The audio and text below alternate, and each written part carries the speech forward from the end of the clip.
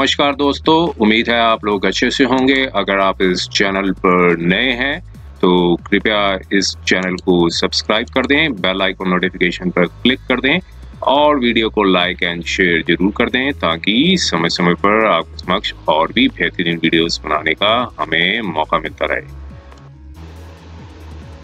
दोस्तों, माननीय supreme court ने एक क्रिमिनल अपील नंबर 978 ऑफ 2022 की एक जजमेंट है जो कि 2 जून 2023 को आई है और इसमें जो अपीलेंट्स हैं उन्होंने समोनिंग ऑर्डर को चैलेंज किया था और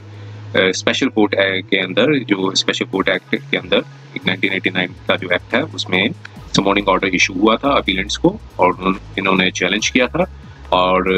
हाई कोर्ट ने भी जो समोनिंग ऑर्डर को की जो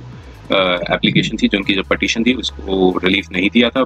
अपीलेंट्स को और फिर बाद में फाइनली ये माननीय सुप्रीम कोर्ट में इन्होंने आगे अपील डाली। तो यहाँ पर जो ग्राउंड्स थे वो ये उठाए गए थे कि जो डिस्क्रिपेंसीज हैं इनकी, जो कंप्लेंट ने अपनी जो स्टेटमेंट रिकॉर्ड कराई है उसमें डिस्क्रिपेंसीज हैं और इसलिए इनको रिलीफ मिलना चाहिए और कॉन्ट्राडिक्टरी भी हैं स्टेटमेंट्स, तो इस ग्राउंड्स पे इनको रिलीफ मिलना चाहिए। तो माननीय सुप्रीम कोर्ट ने क्या रिलीफ दिया कि क्या किस तरीके का ऑर्डर दिया, तो आइए हम इसके कंटेंट्स को थोड़ा सा देखते हैं और फैक्ट्स को देखते हैं और हमारे सुप्रीम कोर्ट ने किस तरीके से एनालाइज किया उस सबको हम समझने की कोशिश करते हैं। आइए हम इसके जजमेंट के कंटेंट्स में जाते हैं। तो ये एक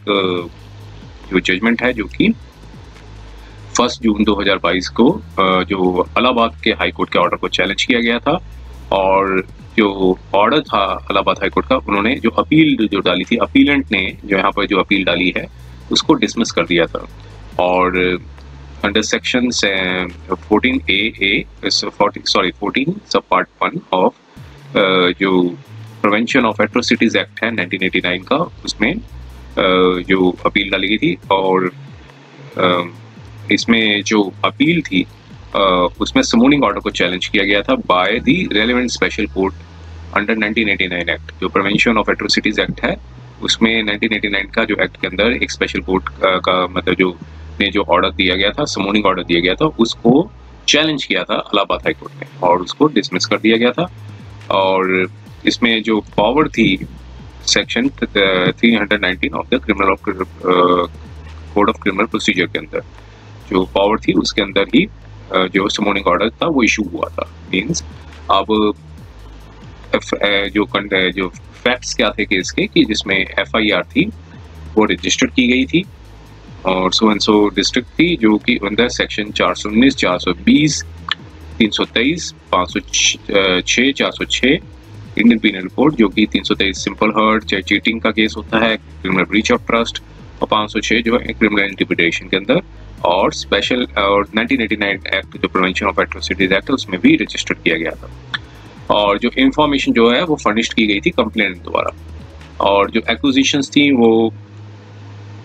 इंडिविजुअल्स के ऊपर लगाई गई थी। एक इंडिविजुअल के ऊपर लगाई गई थी नंबर 1 और नंबर 2 थे जो कि ब्रदर हैं नंबर 1 के, और थर्ड जो थे वो अननोन पर्सन है जिन्होंने एलिगेशंस में बताया कि असॉल्ट किया था, अब्यूज्ड किया था कंप्लेनेंट और उनकी वाइफ को, और जिससे कमीशन ऑफ ऑफेंस बनता है अंडर द अफोरसेड प्रोविजंस, जो प्रोविजंस बताए गए हैं उसके अंदर ये ऑफेंस बनता है। और इन्वेस्टिगेशन हुई FIR की जो कि उसके बेसिस पे चार्जशीट है सेक्शन 173 सब पार्ट 2 CRPC के अंदर डाली गई और जिसमें जो इंडिविजुअल नंबर 1 है उनको सोल अक्यूज्ड बनाया गया। और स्पेशल कोर्ट ने जो कॉन्स्टिट्यूट हुई थी 1989 एक्ट के अंदर, उन्होंने कॉजनेंस लिया ऑफेंस को और चार्जेस थे वो फ्रेम किए जो इंडिविजुअल नंबर 1, जिसमें जो ट्रायल कमेंस्ड हुआ। अब in the course thereof the complainant और जो उनकी जो वाइफ है उन्होंने अपनी स्टेटमेंट है वो मतलब डिपोजिशन दिया, स्टेटमेंट नहीं डिपोजिशन दिया कोर्ट में अंडर ओथ में। तो कंप्लेनेंट PW1 और PW2 जो उनकी वाइफ है, और उन्होंने बताया कि जो इंडिविजुअल नंबर 1 है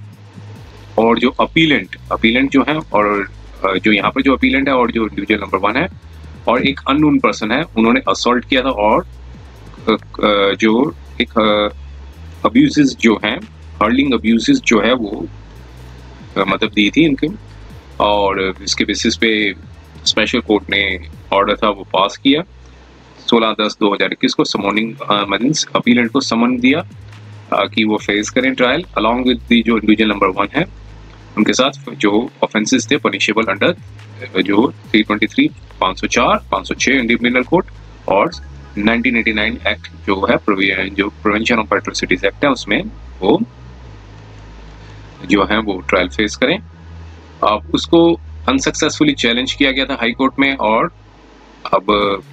हाई कोर्ट ने अपील को डिसमिस कर दी under section 14A sub part 1 of the 1989 as above. तो अब इसके बाद माननीय कोर्ट में यहाँ पर सुप्रीम कोर्ट में अपील डाली गई। यहाँ पर ये ग्राउंड्स रेज किया कि FIR ग्रॉसली डिलेड है क्योंकि इंसिडेंट जो हुआ 30 सितंबर 2017 को हुआ था और कंप्लेंट ने लॉन्च की 28 फरवरी 2018 को। कोई कॉजिनेंट एक्सप्लेनेशन नहीं दिया गया कि क्यों डिले कंप्लेंट डाली गई है, तो इसलिए और फिर साथ में बताया कि मटेरियल कॉन्ट्रडिक्शंस हैं PW1 और PW2 की। और PW1 ने कहा कि इंडिविजुअल नंबर 1 और उनके ब्रदर ने और अननोन पर्सन जो है वो ट्रैवल कर रहे थे कार में और PW1 ने स्टॉप किया। When they stop PW1 means PW1 को उन्होंने रोका और उसके फैमिली मेंबर्स को, और फिर इंसिडेंट ऑफ असॉल्ट और अब्यूज मतलब टेक प्लेस हुआ। और PW2 ने ये डिपोजिशन दी थी कि अक्यूज्ड पर्सन जो है वो प्लेस ऑफ अकरेंस में आए थे और वो 2 मोटरसाइकिल्स में जा रहे थे। मींस उन्होंने पहले कार का बताया फिर 2 मोटरसाइकिल्स में जा रहे थे, इसलिए PW1 और PW2 की जो डिपोजिशन है वो अनरिलायबल है और अनट्रस्टवर्दी है। ये सारे ग्राउंड्स हैं रेज किए गए थे माननीय सुप्रीम कोर्ट में। और फिर बाद में बताया कि जो वर्जन्स थे PW1 और PW2 के, तो उन्होंने बताया कि वो पर्सनली जानते थे अपीलेंट को और उसका नाम नहीं लिया और जो ये डिस्क्लोज किया कि जो ब्रदर हैं जो अभी इंडिविजुअल नंबर उनके वो इन्वॉल्व हैं असॉल्ट में और जो को एक्यूज्ड का जो नाम है सिर्फ रिकॉर्डिंग ऑफ द एविडेंस में ही लिया गया, जो कि क्लियरली एम्बेलिशमेंट है, मींस सोच समझ कर डाला गया है। तो हरास करने के लिए और ड्रैग करने के लिए नेसेसरी ट्रायल को फेस करने के लिए ये डाला गया। तो ये सारे ग्राउंड्स हैं रेज किए गए और टाइम के बारे में बताया। फिर अब इस सारी चीज़ों करने के बाद आर्गूमेंट सुनने के बाद अब कोर्ट ने अपना ओपिनियन दिया कि दोनों पार्टीज के सुनने के बाद स्टेट के भी सुना। अब पार्टीज के बाद सुनने के बाद ये बताया कि राइवल क्लेम्स भी सुने और अपना जो व्यूज दिया कोर्ट ने और ये बताया कि जो एविडेंस जो एड्यूस किए गए हैं कंप्लेनेंट और उनके वाइफ ने, तो जो उन्हें डिपोजिशन दिया गया है क्या वो जस्टिफाई करता है स्पेशल कोर्ट को कि वो इस समनिंग ऑर्डर दें। तो ये जो है वो बताया गया था। अब 319 CRPC जो है वो बताता है कि डिस्क्रिशनरी पावर होती है कोर्ट के पास कि वो कोर्ट को एम्पावर करता है कि वो ट्रायल को फेस करें, मतलब होल्डिंग ए ट्रायल कि किसी भी पर्सन के अगेंस्ट जो है जिनका नाम अक्यूज्ड के तौर पे मेंशन नहीं किया गया है और अगर पता चलता हो कि एविडेंस से कि इस सच पर्सन ने क्राइम किया है और उसको ट्रायल करना चाहिए, मतलब उसको भी ट्रायल फेस करना चाहिए अदर अक्यूज्ड के साथ। तो ये कोर्ट जो है वो जो पावर दी गई है कोर्ट को 319 के अंदर जिनका नाम FIR में नहीं दिया गया है और जो उनको अक्यूज नहीं बनाया गया है चार्जशीट में, तो ये कोर्ट जो है अपनी पावर एक्सरसाइज कर सकती है 319 CRPC के अंदर। और लेकिन जो एविडेंस ऑन रिकॉर्ड है वो ये जरूर बताना चाहिए कि उसकी इन्वॉल्वमेंट है उस पर्सन की जिसने कमीशन ऑफ क्राइम किया है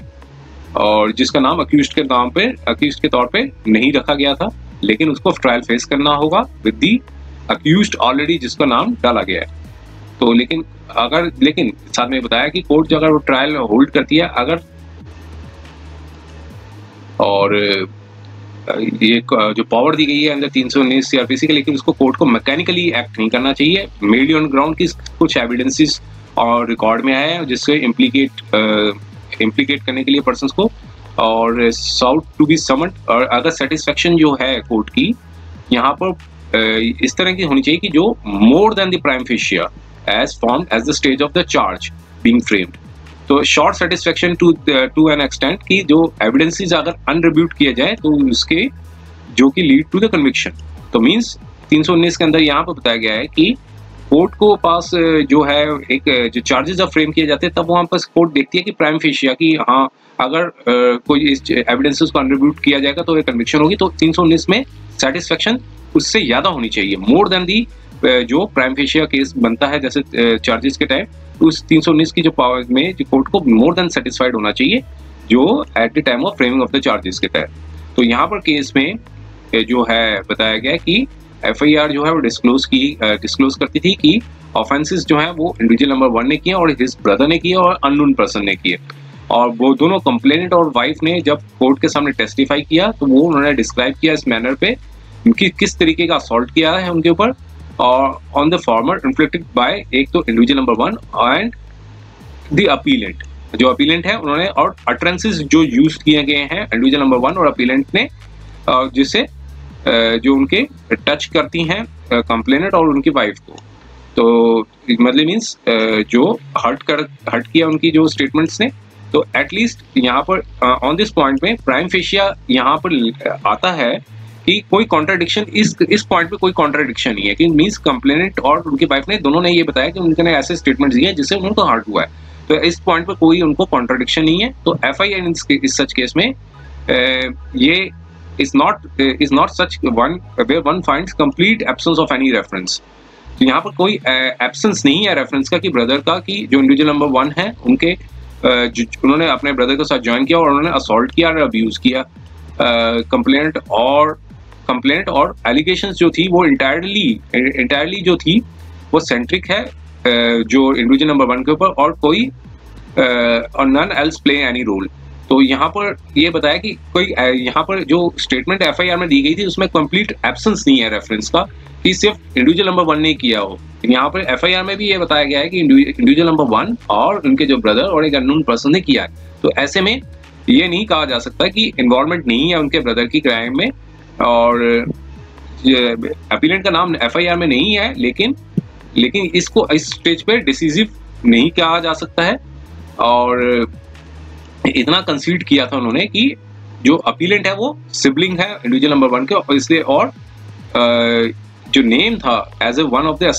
असिलेंट्स के तौर पे उनका नाम डाला गया था। मतलब एज ए लेकिन नाम नहीं डाला गया था लेकिन ये बताया गया था कि सिबलिंग है उनके। तो यहाँ पर मटेरियल जो फॉर्म कर रहा था वो रिक्विजिट सेटिस्फेक्शन जो है can not be set to कि वो नॉन एग्जिस्टेंट नहीं है। तो ऐसा कहना ठीक नहीं होगा। लेकिन जो कोर्ट ने जो पावर जो ऑर्डर पास किया था 319 सीआरपीसी में वहाँ पे सफिशिएंट बनता है कि वो एक सेटिस्फेक्शन हुई है कोर्ट को कि नेचर ऑफ द एज जो इंडिकेटेड किया गया था। एक जजमेंट आई थी हरदीप सिंह सुप्रा की, तो उसमें वहाँ पे कोर्ट ने बताया कि हम यहाँ पर सेटिस्फाइड हैं जो फैक्ट्स हैं और सर्कमस्टांसेस पे। जो स्पेशल कोर्ट ने एक रिक्विजिट सेटिस्फेक्शन ली है जब समनिंग जो है अपीलेंट को समन देने से पहले, तो और ताकि वो आके वो ट्रायल फेस करें along with the individual number 1। तो इसलिए जो ऑर्डर था स्पेशल बेंच का और हाई कोर्ट का उसको ये नहीं कहा जा सकता कि उनमें फॉल्ट है, इसलिए cannot be said to be it cannot be faulted. तो इस केस में ऐसे पॉइंट पे उसमें कोई इंटरफेयर नहीं किया कोर्ट ने। और ये बताया कि ये डिले हुई है एफआईआर की जो रजिस्ट्रेशन के तौर पर और मटेरियल कॉन्ट्राडिक्शंस हैं। तो ये सारी जो चीज़ें जो पॉइंट्स हैं वो प्रोसीडिंग्स के तौर पे वो अपने पॉइंट्स अर्ज कर सकते हैं। लेकिन जो इस पॉइंट पे इंटरफेयर करना कि जो समनिंग ऑर्डर को इंटरफेयर किया गया करना ठीक नहीं होगा 319 सीआरपीसी के अंदर जो स्पेशल कोर्ट एक्ट ने डाला है। तो यहाँ पर कोर्ट ने पाया कि यहाँ पर कोई मेरिट नहीं है अपील पे, इसलिए उसको डिसमिस किया जाता है। और स्पेशल कोर्ट को इंकरेज किया गया कि वो ट्रायल को जल्दी एक्सपीडिएटली करे और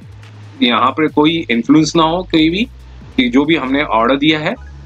इन्फ्लुएंस बाय कोई भी इन्फ्लुएंस ना हो बाय रीजन और ऑफ इट्स ऑर्डर जो 319 सीआरपीसी में दिया गया है। और हाई कोर्ट और या फिर हाई कोर्ट ने कोई ऐसा कोई जो बताया और या फिर इस कोर्ट ने कोई दिया, तो इस पॉइंट पे किसी भी पॉइंट पे इन्फ्लुएंस ना हो। और जो पॉइंट्स रेज किए हैं यहाँ पर अपीलेंट ने उसको भी कंसिडर करें और इसको ड्यू कंसिडरेशन करें। उसके बाद जो भी ऑर्डर जजमेंट है वो दें। तो इस ग्राउंड्स पे कोई अपील नहीं बनती है, इसलिए कुछ सर्वाइव नहीं करता है। एप्लीकेशन फॉर स्टे भी सर्वाइव नहीं करता है, इसलिए दोनों जो एप्लीकेशंस थी उन सबको एप्लीकेशन के साथ ही जो पिटीशन के साथ उसको खारिज कर दिया। तो ये था वीडियो। उम्मीद है ये वीडियो आपको पसंद आया होगा। अगर वीडियो पसंद आया तो कृपया इस चैनल को सब्सक्राइब कर दें और बेल आइकन नोटिफिकेशन पर क्लिक कर दें और वीडियो को लाइक एंड शेयर जरूर करें ताकि समय समय पर आगे समक्ष और भी बेहतरीन वीडियोस बनाने का हमें मौका मिलता रहे। समय देने के लिए बहुत बहुत धन्यवाद।